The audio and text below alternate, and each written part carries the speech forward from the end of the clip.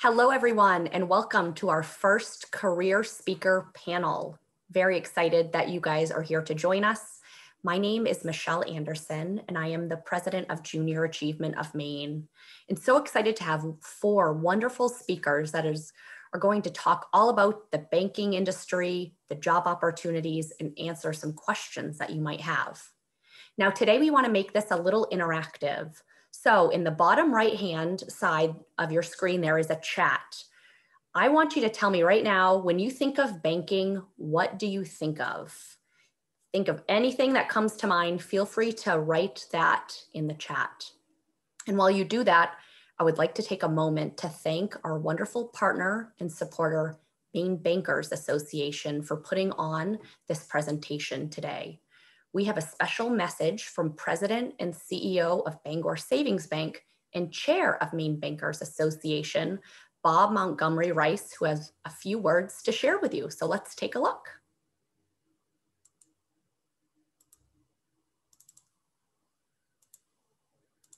Welcome to today's session, and I want to introduce myself first. My name is Bob Montgomery Rice, and I'm the President and CEO of Bangor Savings Bank. And currently, I have the pleasure of being the chair of Maine Bankers.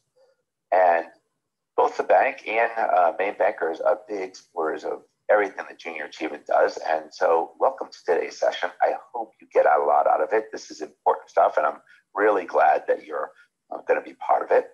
I want to tell you a little bit about banking and let you know why I'm in it. And that is because banking is important to the economy, and it actually is something that can be very exciting. There are a lot of different jobs and opportunities in banking.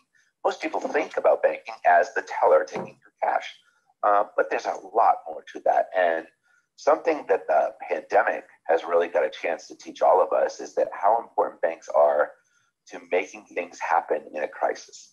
And that is about letting people really, in the end, whether it is survive or actually realize their dream of home ownership, starting a business, or just saving for whatever that might be, even if it's a snow sled.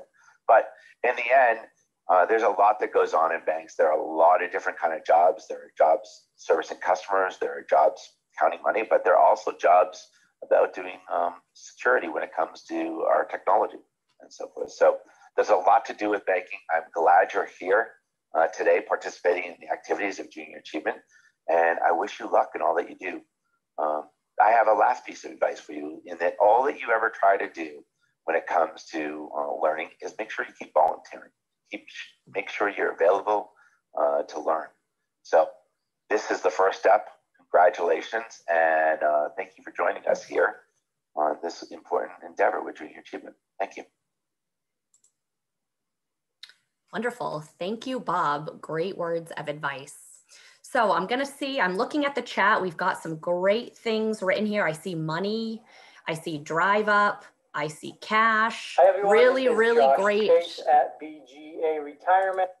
Really great comments. So I think our panelists are going to be able to address a lot of the things. Cash, debt, wonderful.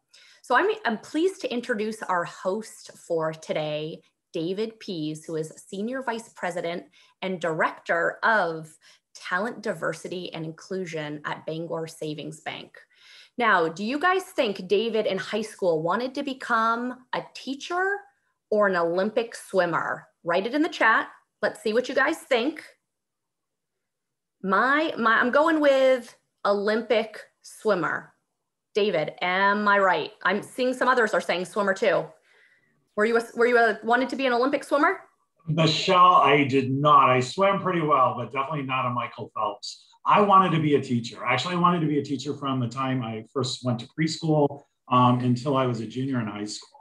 And then I got a lot of advice from people like there were a lot of teachers in the market at that time when I was graduating, and a lot of people discouraged me from pursuing that passion that I had. So in my senior year in high school, and pretty much through most of my college years, I continued to try to find what was I passionate about. And along with still loving teaching and training, I also was very interested in the law. I was very interested in psychology, philosophy.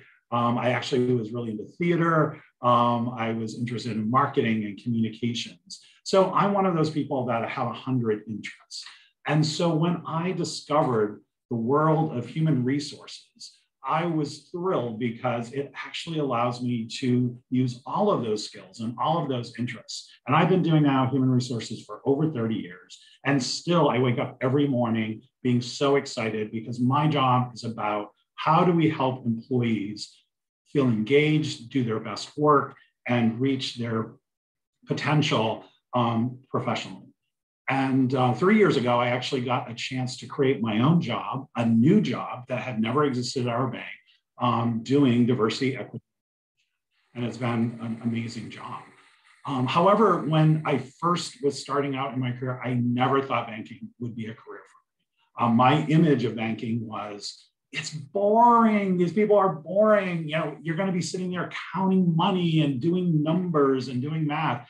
And I'm creative and I'm innovative and I'm loud and animated. And I was thinking everyone was going to be very quiet and soft-spoken. And but I was recruited to join a bank. And at first I kept saying I'm not interested. And even my first experience was just it was just very bland and it was very quiet. And I call it beige because everybody had beige clothing on and the furniture was beige, the carpeting was beige, the furniture was beige. And I'm sort of more magenta. And I'm just like, I don't think this is going to be the right industry for me. But I've now been working in banking for 12 years. And I have to say that it has been the most fulfilling, the most innovative, the most impactful work I've ever done in my life, because I get to influence employees in all throughout Maine and New Hampshire. I get to help our customers reach their financial aspirations and help them make sure that they're doing the things they want, like sending kids to college, having their dream retirement home. And then we also spend so much time in our community, which is so important to me. So that's why I love working in banking. So let's meet the other panelists. So first of all, we're going to talk with Liz Torrance from Kennebunk Savings Bank. Liz leads the community relations team and she oversees the grants and volunteer programs, the Kennebunk Savings Foundation, and corporate sponsorships for the bank. So again, I'm going to ask you the same question Michelle asked of me. What do you think that Liz wanted to be when she was in high school? Did she want to be a veterinarian or did she want to be a chef? So in the comments section, did she want to be a veterinarian or a chef? Chef, we see vet. So okay, 2 for chef, 1 for vet. Oh, now we're getting a lot of vet here. It looks like the most popular answer is vet, Liz. And you are correct. Liz was very interested in being a veterinarian. So Liz, how have those interests and skills when you're in high school, how do you use them today in your job at Kennebunk Savings Bank? Thank you. So when I was in high school, I definitely was interested in a few things. And I definitely knew that I wanted to feel like I was doing some kind of good in some way on a day-to-day basis. And I think what a better way to articulate that is that I wanted to feel like I was living with purpose. And honestly, I also knew I wanted to make a decent paycheck so I could live well and travel and have resources that I needed. And I really liked animals and I liked volunteering and learning new things. So I did want to be a vet. And as I understood a little bit more about the reality of the day-to-day for a veterinarian, it didn't appeal to me quite as much. And I realized that also that animals could be a big part of my life, even if they weren't the main focus of my career. And while I was in college, I also happened to have a part-time job as a teller. It was just an entry-level position at a bank that was really near where I lived. And in the time that I worked there part-time, I was promoted a few times within that branch, and I could see that there was really good opportunity for advancement. But similarly to David, I just thought banking, like, I don't want to be a banker. And I went and worked in another job that was not as fulfilling, but it was flexible. It worked for me for a while, but there wasn't a lot of opportunity to move up. So when I knew that I had reached a point where I really wanted to focus on having a career and have opportunity for advancement and do more interesting things, I remembered my time working in a bank. And I thought that might at least be a good place to start. So I started looking for a job at a bank again, and I was really focusing on the bank itself. I was looking for one with a really good company culture. And I learned about Kennebunk Savings and found out that they give 10% of their profits to nonprofit organizations every year through this program they call the Community Promise. They encourage volunteering, give paid time off to volunteer. They have good benefits and treat their employees well. Focus on customer service, which, hot tip, if you are working in customer service, it's a lot easier when the company you work for makes it a priority. So I started working in customer service at one of their branches in New Hampshire. And I thought that Community Promise program where they give 10% of their profits away was so cool. And I handed a brochure about it to everybody that walked into the branch. I was kind of a dork. And I learned about all the nonprofits in our area, and I did some food drives with my colleagues, and I was volunteering a lot. And I just kept learning because I really loved that program. And about a year into that, an assistant position opened up in our corporate communications department. And that job had a partial focus on that Community Promise program. I read the job description and I remember my heart kind of pounding because I could see the thing that I was passionate about with this company in that job. And so as I kept learning and asking questions and looking for opportunities, I interviewed for the job and I got it. And that was 7 years ago. And now I manage a team of 3 that has a full-time focus on social responsibility and helping our communities thrive. We give away $1 million a year to nonprofit organizations in our communities. We manage volunteering. And so I guess the skill or interest that still stays with me is to never stop learning and show your enthusiasm and make what you love part of your life, no matter what. And sometimes it really does pay off, and it did for me.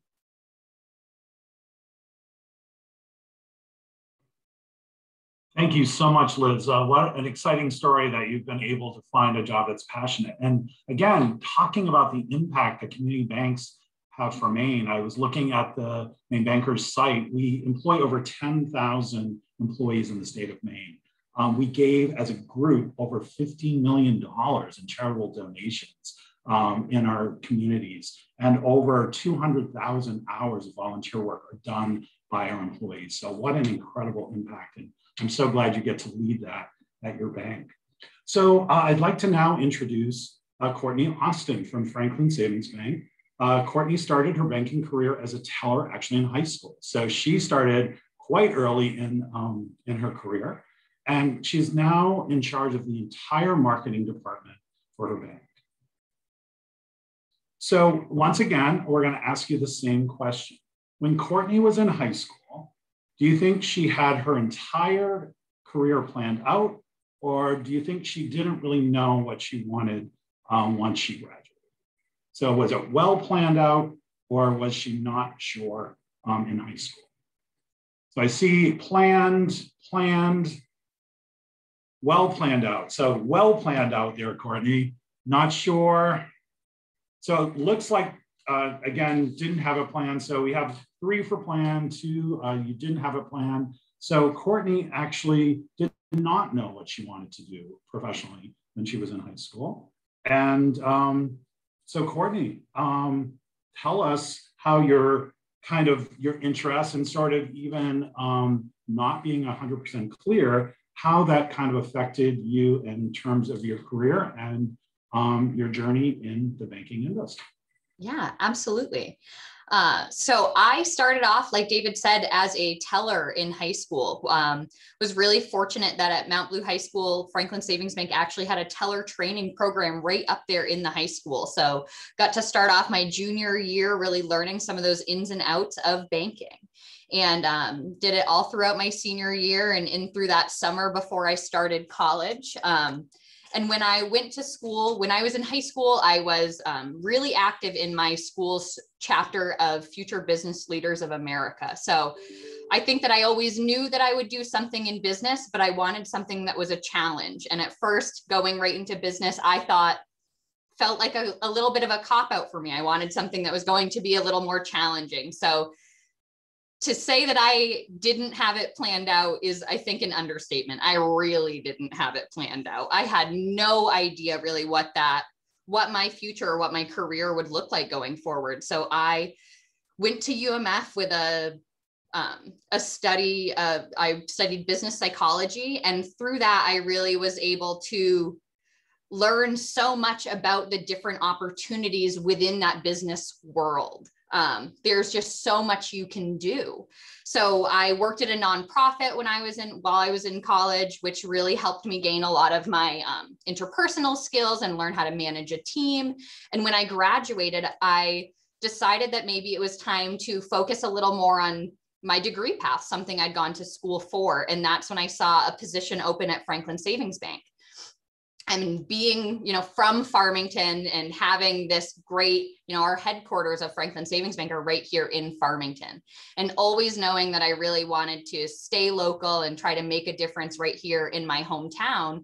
I really thought that Franklin Savings Bank was a great place to get my foot wet and really see what I could do there. And I started off in a position that was shared between accounting and marketing, which at first, I think when you hear those things, it doesn't sound like they relate at all, but it was really interesting for me to coming from working on the front line on that teller line and then being able to work in the accounting department and really see the back side of things was really an eye-opening experience. And then to be able to do some work with marketing and, that I helped with our scholarship program. Every year, Franklin Savings gives out over $48,000 in scholarships to high school seniors. And I think that that's just something that's so great that I got to be a part of. And so as I continued to do a little bit more, I ended up being promoted to our projects coordinator, where I really got to dig into some of these really fun projects,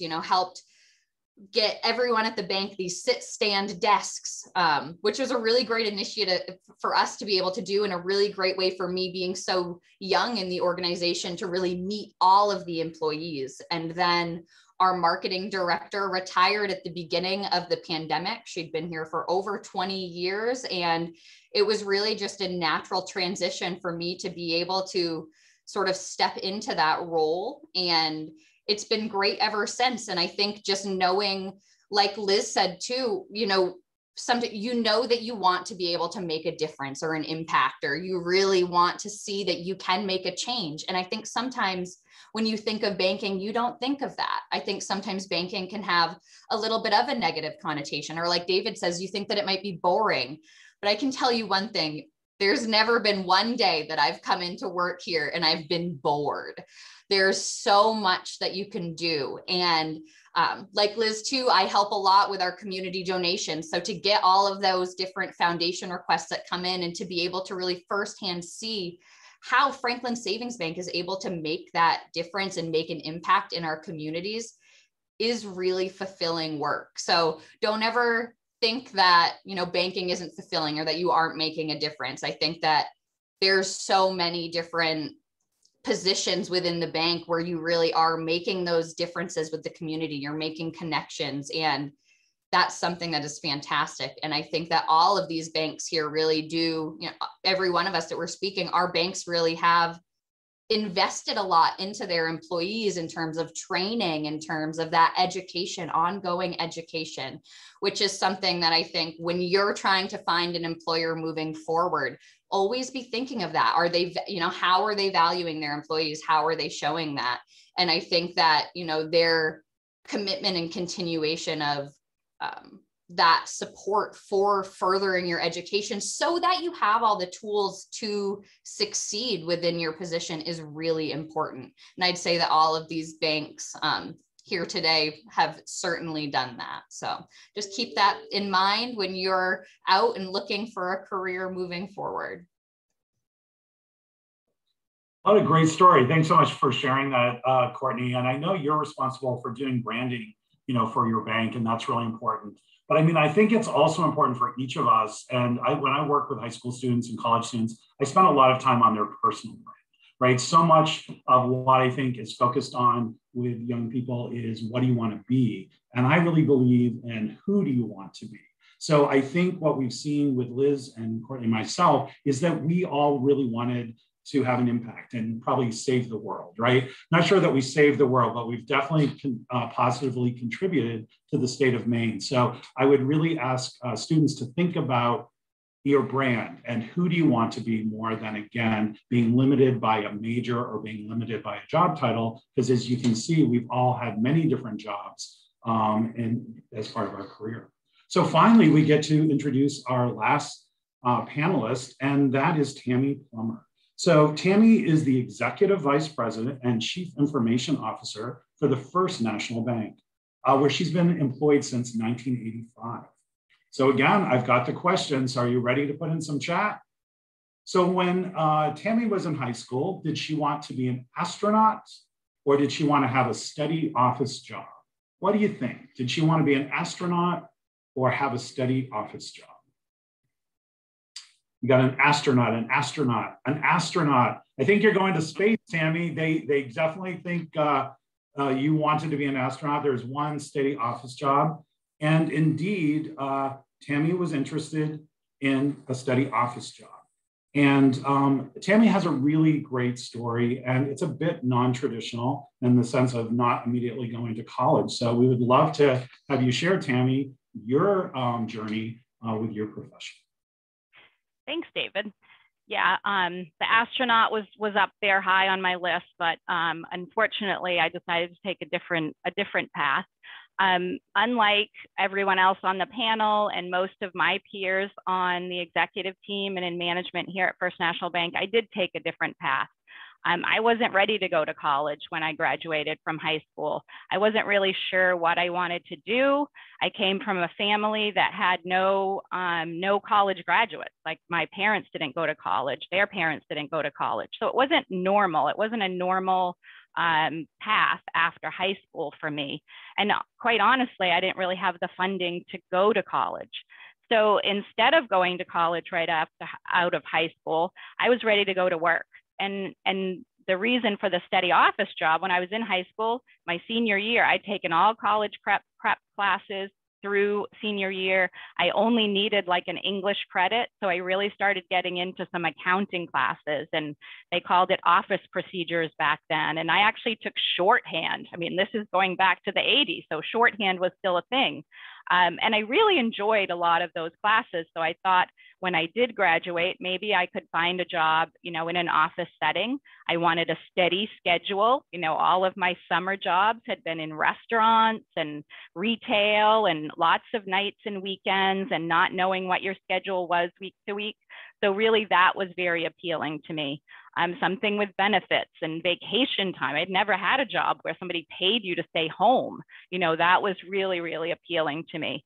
So I started at First National Bank when I was 19 years old, and I started on the teller line just like Liz and Courtney did. It's really a place to get your foot in the door and find out if you like banking, if you like the culture of the company. All of those things that these ladies talked about was important in those early years.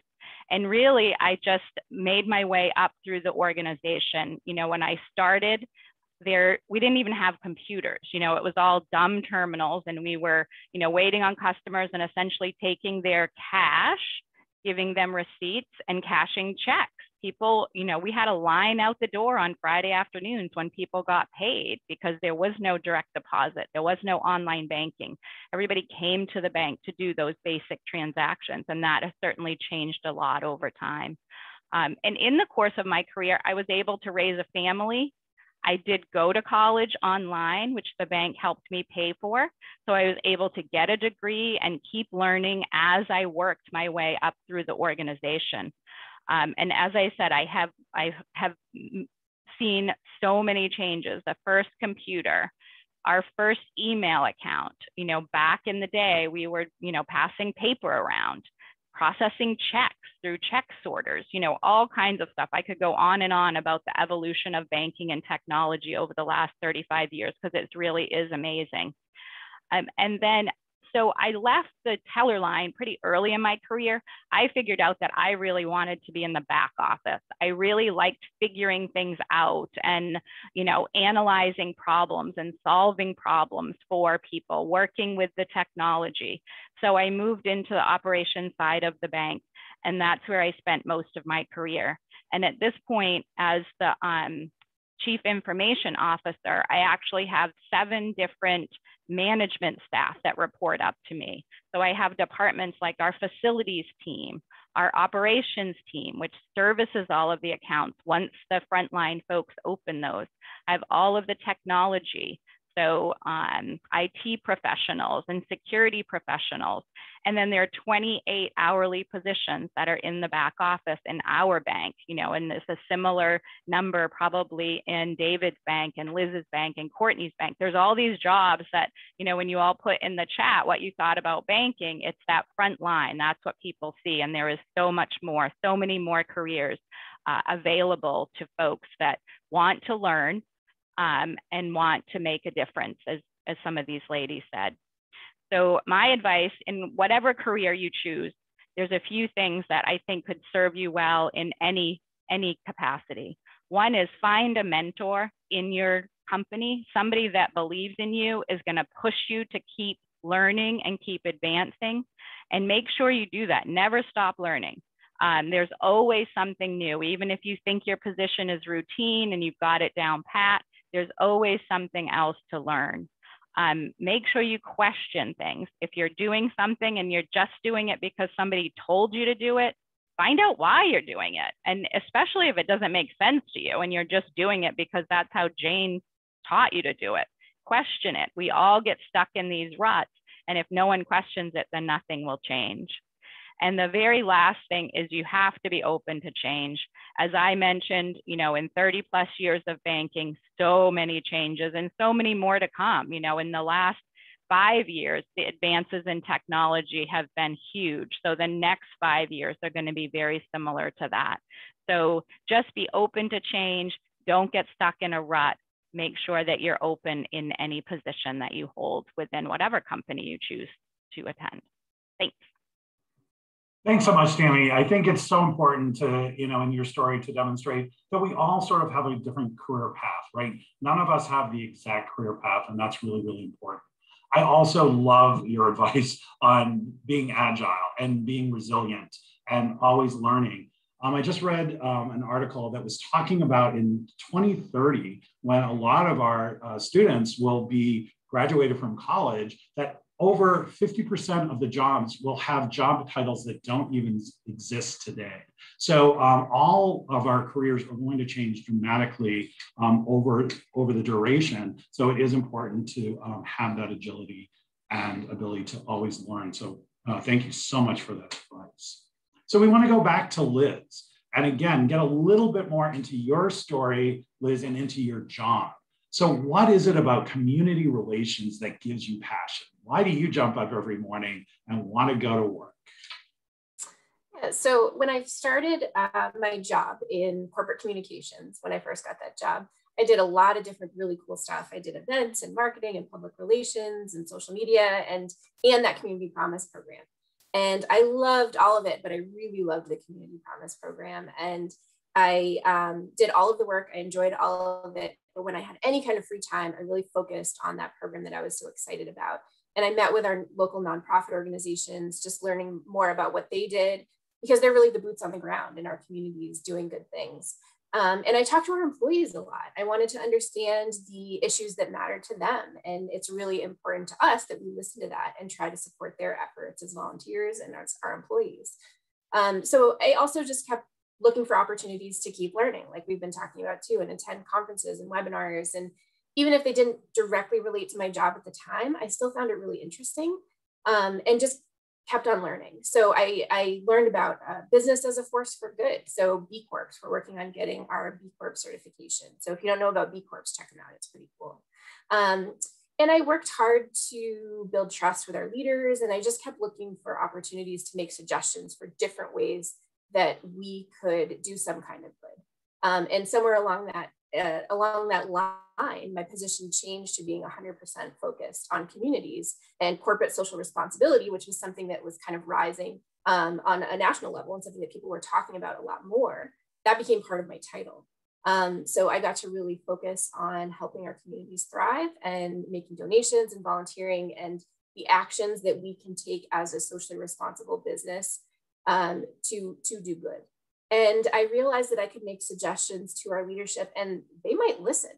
So I realized I had a voice and that we could do stuff beyond just giving money. We could use our business, our finance network and use our business network and leverage it to share information or do some kind of public awareness campaign or hold a forum for local businesses to talk about substance use disorder because it's something that was impacting our communities, or just kind of be part of something good. So another fun example, we work with this nonprofit organization called Northeast Passage, and they do adaptive sports for folks with different abilities. And they have a wheelchair rugby program that's really cool. And they were doing a wheelchair rugby tournament over a weekend, and we sponsored it. We gave them money to help them bring all these athletes from all over New England together to have this big wheelchair rugby tournament. And I was thinking about it and thinking like, cool, we gave them money and so they can have the tournament, but what if we also like learned from them and then ran the tournament? Like, what if we learned how to run the clocks and the scoring, and our CEO could do the ball tip off at the beginning? That would be so cool. So we had 35 volunteers from Kennebunk Savings in these like crazy green shirts that we always wear when we volunteer, running this wheelchair rugby tournament all weekend. And it was so cool. And those are the kind of moments when we hold a forum or we get volunteers together to do something and take action that I really feel so incredibly passionate about my job. But I think the moral of my story is kind of, if you get your foot in the door with a good company with values that resonate with you, and you keep learning and you put an energy into what you care about, even if it's not your job right then, you can still be part of doing something good. There are tons of community banks in Maine, as David said, and they do a lot of great stuff in our communities, and anyone can be part of it. So when you are working for a good company, you show your passion and you show your value, your hard work is recognized and rewarded. So you can probably tell I feel really passionate about my job. But even if you don't do corporate social responsibility, there's opportunity to be a force for good. When you work for a company that has really good values and a really good culture, you can always be part of it. So, thank you. Liz, that was so exciting. I'm excited. I'm like, oh, okay, maybe I need to change my career to community relations.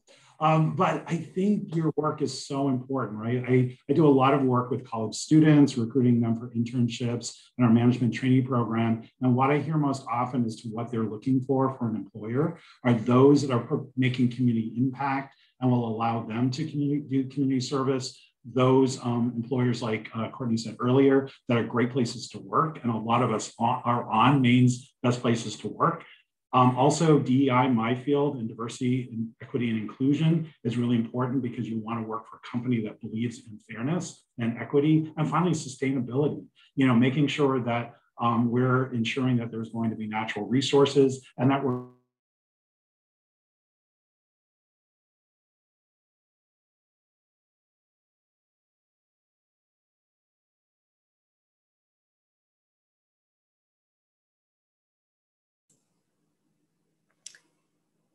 I think we might have lost. Oh, David, are you back? Oh, did you lose me? Sorry. We lost you, but you're back. Welcome back. I'm back. Thank you. Yeah, it says my connection is a bit unstable. So let's hope.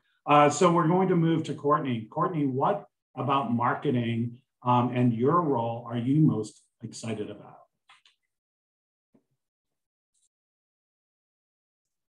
So I think a lot of what excites me about my job is the same as what excites Liz about her job too. And I'd say the most fun part about marketing is really being able to show people or explain the brand to people in the same way that it gets me excited. So I think that that's something that's like, I want everyone else to love Franklin Savings Bank as much as I love Franklin Savings Bank. So that's probably the most fun part of my job. And I think that like how Tammy said too, just because something has always been done one way doesn't mean that that's the way that you need to continue doing it. And I think that when you are in some of these banks, our community banks that have been around for so long, and a lot of our employees have a lot of tenure. So you might have people here who have been here for 20, 30, we have someone who's celebrating their 42nd anniversary this year. So like 42 years at one organization, like that's crazy. But I think that that speaks a lot for, how the employer treats its employees and really how fulfilling the jobs can be. So being able to be that voice that gets to try to explain to people like what makes FSB so great is a really fun job to be able to promote all the different events that we are sponsoring to.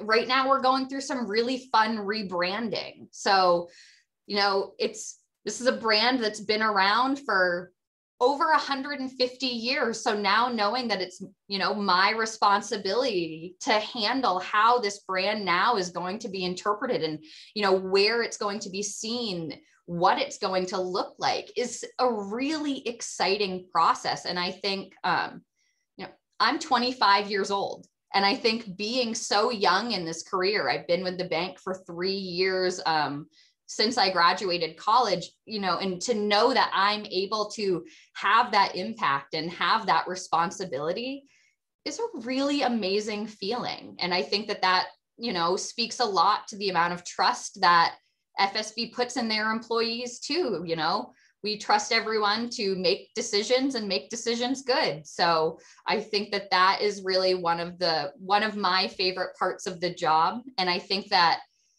there are challenges in every job, but as corny as this might sound, really look at them as opportunities. You know, what can you do to make that challenge not seem so overwhelming? How can you break it down into those smaller steps?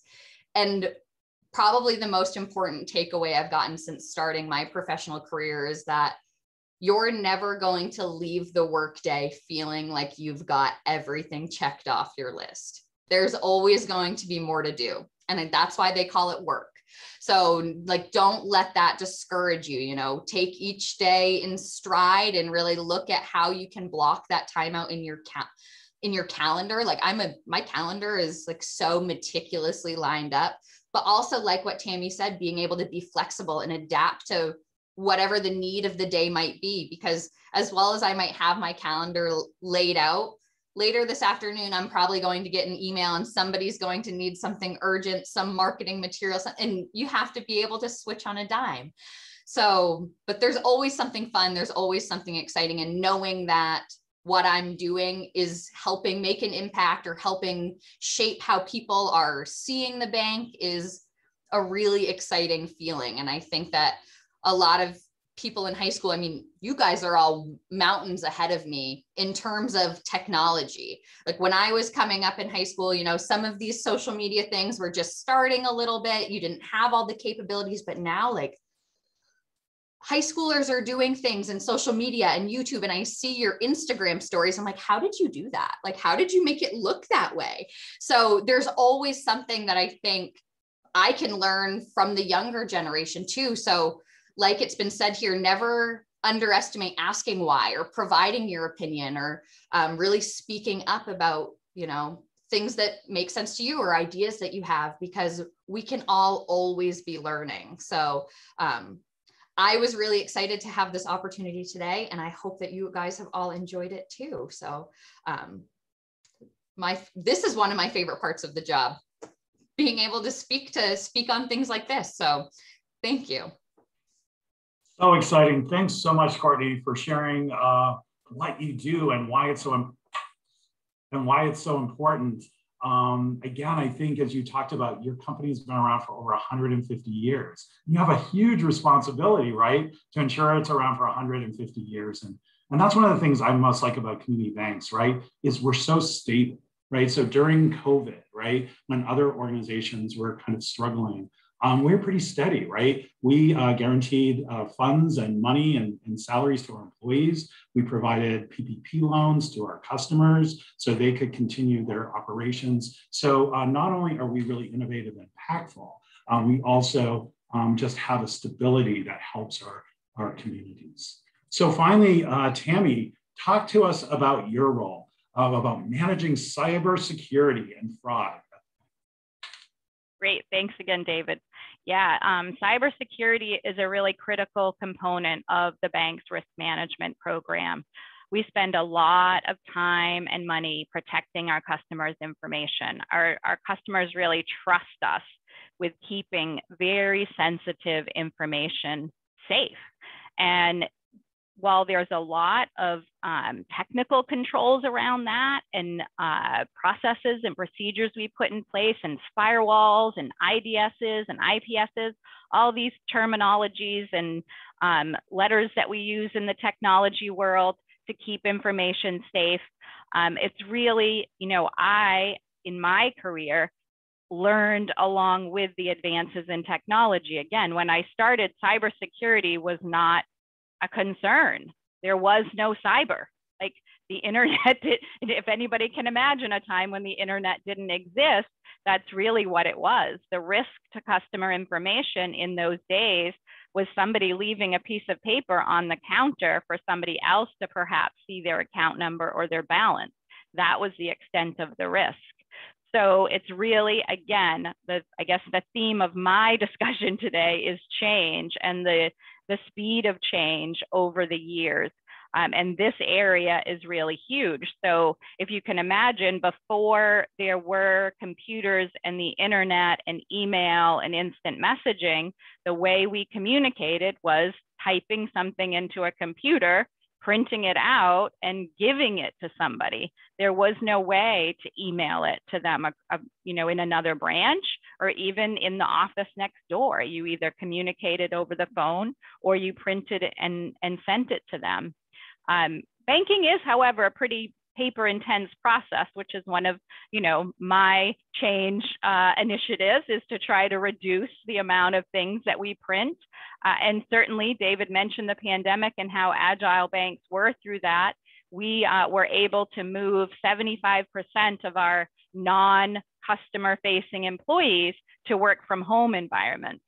If you had told me before the pandemic that we were going to do that in the amount of time we did it in, like literally weeks, we had people packing up their workstations and bringing them home and setting them up themselves. Like we had to do it. Like what else were we going to do? We couldn't allow people to come into our operations buildings.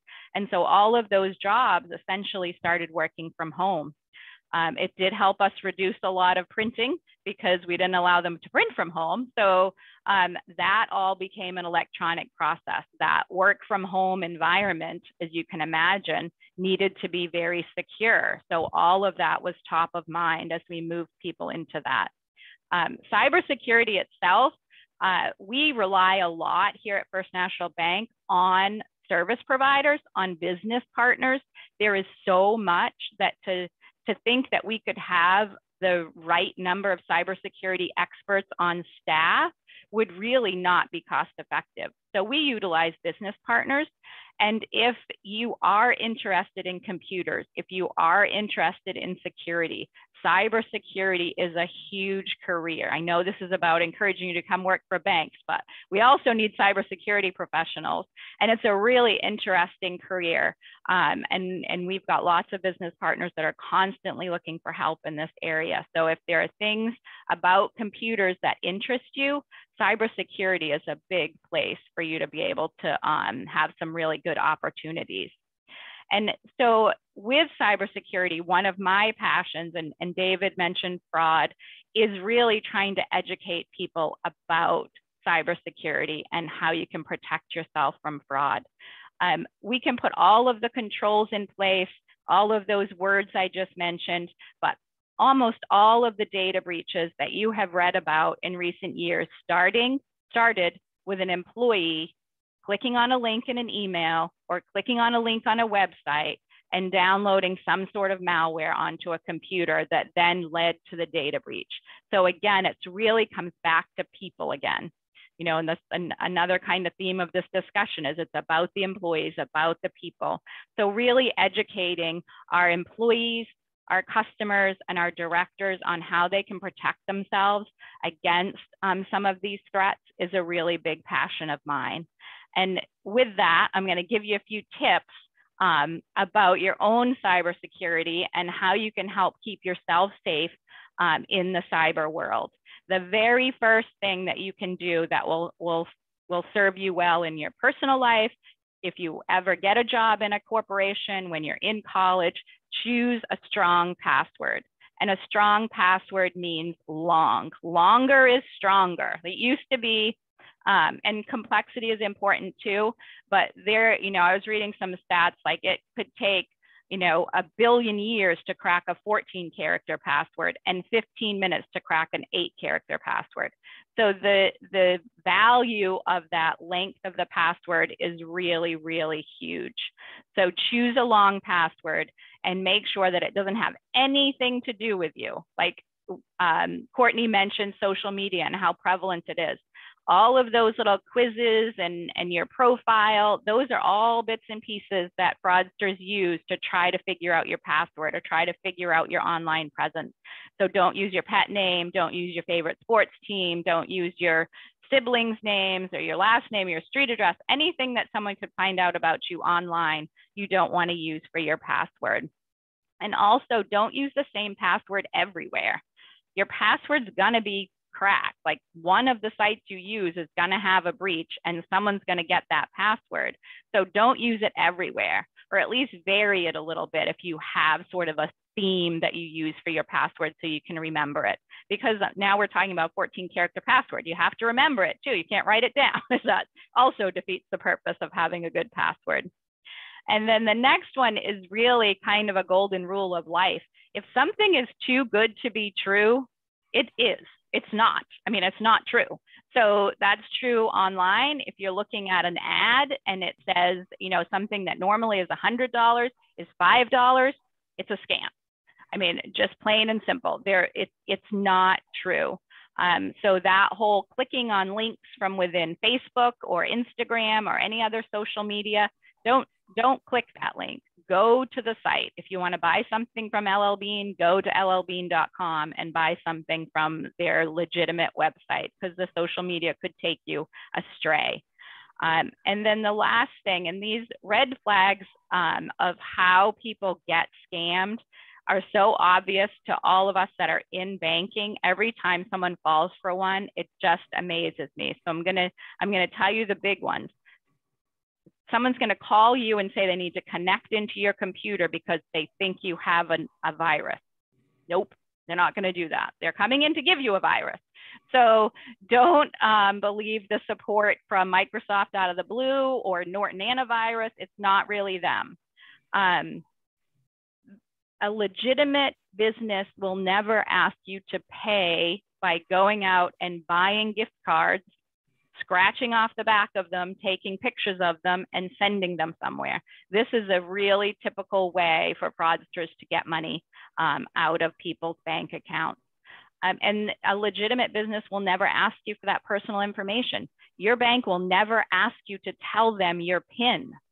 If anybody ever asks you to tell you their PIN for your debit card out loud, it's a scam. So that your social, your you know, all of that personal information, your bank already knows it. The folks that are calling you know it. If you have any question, hang up the phone, go to the website, look up your banks or the company that you think you're dealing with, look up the legitimate phone number and call them back. As soon as you start questioning these folks, you're gonna realize that it's a scam. But sending money for really no legitimate reason is the way a lot of people do get defrauded out in the world. So I'll get off my soapbox now and hand it back to David. But yeah, definitely protect yourself out there in cyber world. There's a lot more bad guys than good guys, apparently. Tammy, what incredible insight. Thank you so much for sharing. And really thank you to the entire panel. This was so much fun. You guys are really amazing and so passionate about your work. And so thank you for sharing. And the audience, thank you for being with us. Thank you for listening and thanks for participating. So to kind of wrap this up, I just want to ask you the same question that Michelle asked you at the beginning of the session. When you think about banking, what are the words or word that comes to mind now? I really hope that it's changed a little bit after hearing from our four panelists. So when you think about banking now, what are some of the words that come to mind?